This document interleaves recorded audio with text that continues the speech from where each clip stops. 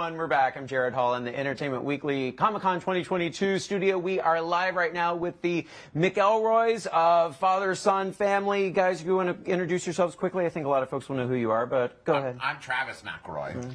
I'm Clint McElroy. I'm Griffin McElroy. I'm Justin McElroy, and if you know us on site, I'll write you a check for $100. I mean, you never know. I mean, look, you guys have give yourselves a little more credit. I think you have a lot of fans out there who, certainly follow you guys. Comic-Con is, it's become a pretty big deal for all of you, yeah? Yeah, absolutely. Yeah. It's the one place I can find Deadpool merch, and I love that. Come by every year, stock up. I go through it so fast is the problem. I wear it out. I don't want to go into details. We managed to get our foot in the door with the graphic novels that we write, but when we first tried to go and we were like, we do podcasts, they were like... They slammed the door in our face. They slammed it right in our face. Now we have physical media, and that's all you need. But hey, I mean, podcasting has certainly come a long way as well, especially like scripted stuff. And, okay, you have another book on the way, yes. Right? Okay, let's dive into that a bit. Okay, the Adventure Zone, the 11th Hour, coming out next year. It's a time-looping story from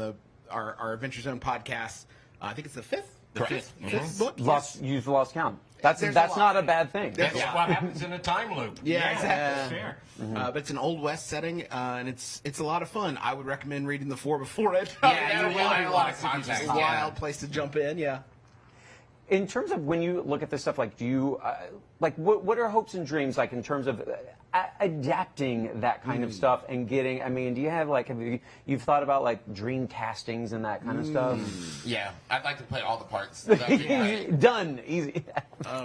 We are in development on a Taz animated series, and I don't know that it's quite so far that we've talked about Dreamcasting in any kind of. I mean, we talk about the Sega Dreamcast nonstop.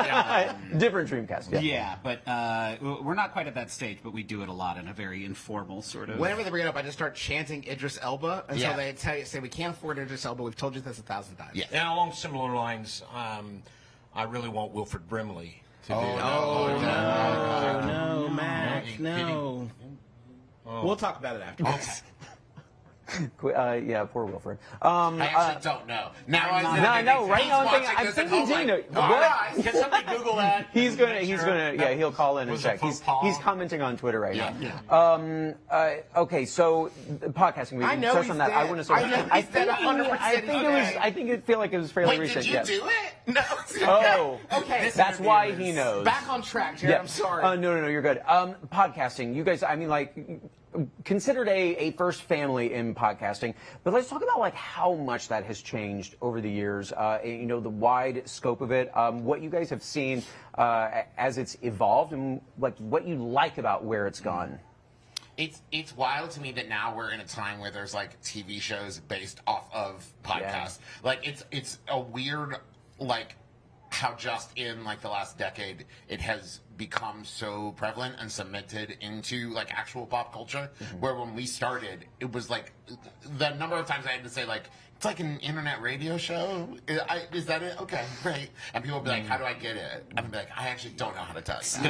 Go to Sam Goody. Yeah. Ask for our CDs. Yeah. It's been wild. We were lucky that we got in as early as we did. We started back in 2010. As a family doing this before all the famous people in the world decided they also deserved a podcast. We got in early, which was very fortunate. And Dad is literally grandfathered in, so he's literally and figuratively. Yeah. I don't know if is there a podcasting Hall of Fame yet? Because I mean, we wrote the book. It was a failure commercially. Critical success. It was a critical success. Not a lot of reviews. It was a failure commercially, but we did write the book on podcasting, so I guess we deserve to be in there somewhere. I mean, I think a lot of other people did too, and some of them sold better than ours. They would almost have to. But if the hall is big enough, maybe we can. Our book did say like we're not going to teach you how to make money on this, and people were probably like, oh, okay, then why would I read this? Right. Yep. They want to go where the money is. As you guys venture out around into Comic-Con, well, if you were out just here as fans, what would you guys be dressing up as? Deadpool. Obviously. Yeah.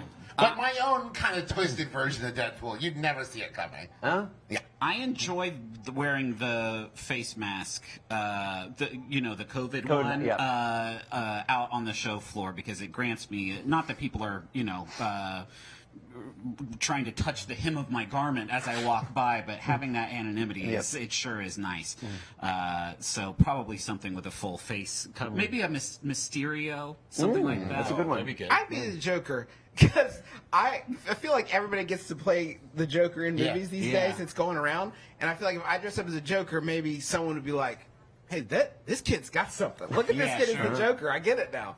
And maybe I'd get to be the Joker for once. And I think now that we've cleared it up, I'd go as Wilford Brimley. Obviously. Now, Griffin, you said you want to wear the mask so you don't get recognized. I'm going to wear a really realistic John Cena mask so I get approached more. That could be Because I think besides the face, where I Everything else, you're just like John Cena.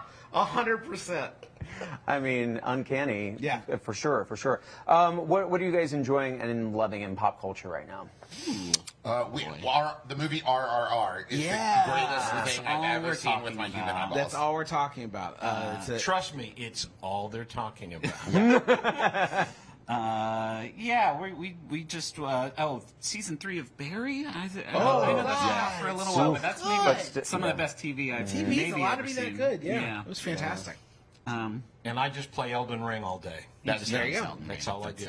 I mean, you're hitting all the top things that we're hearing a lot of people say. So, well, guys, it's been a great pleasure having you here. Guys, thank you all for watching. We will be back for more interviews throughout the rest of the day. Thanks, guys. Thank you. Yeah.